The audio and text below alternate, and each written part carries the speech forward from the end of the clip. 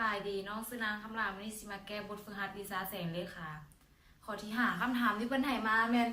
อยู่ระหว่างผ่ากั้งและจุดหุงเอห่างจากกันดีเท่ากับ2 เมตรเพิ่นวางหน่วยกลมกันแสงโอมีรัศมีเท่ากับ10 เซนติเมตรเส้นซื่อ AO ตั้งฉากกับผ่ากั้งและระยะห่าง OA เท่าดีจงคิดไล่รัศมี ของเงาหน่วยกลมอยู่ผ่ากลางใน2 กรณีคือกรณีที่1ดีเท่ากับ1 เมตรกรณีที่2ดีเท่ากับ125 เมตรจากโบเลขเขาจะได้ฮู้คือนี่คือจุดหุงนี่แม่นวัตถุกันแสงนี่แม่นผ่ากลาง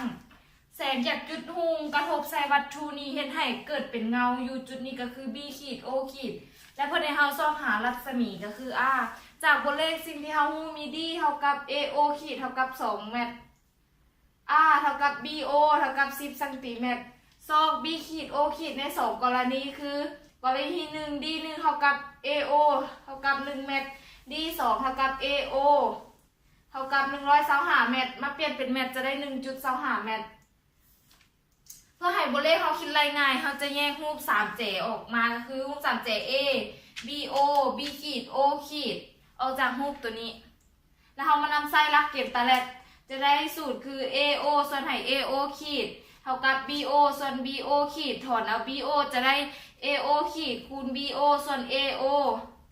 ถ้ามาซอกหากรณีที่1เราก็คือ D เท่ากับ1 เมตรเราจะได้ B 1 ขีด O 1 ขีดเท่ากับ D คูณ R ส่วนให้ D 1เท่ามาแทนค่าจะได้2คูณ10ส่วน1 B 1 ขีด O 1 ขีดเท่ากับ20 เมตรซอกกรณีที่2 D เท่ากับ125 เมตร125 เซนติเมตรเท่ากับ 1.25 เมตร B 2 ขีด O 2 ขีดเท่ากับ D คูณ R ส่วนให้ D 2แทนค่าจะได้2คูณ10ส่วนให้ 1.25 B 2 ขีด O 2 ขีดเท่ากับ16 เมตร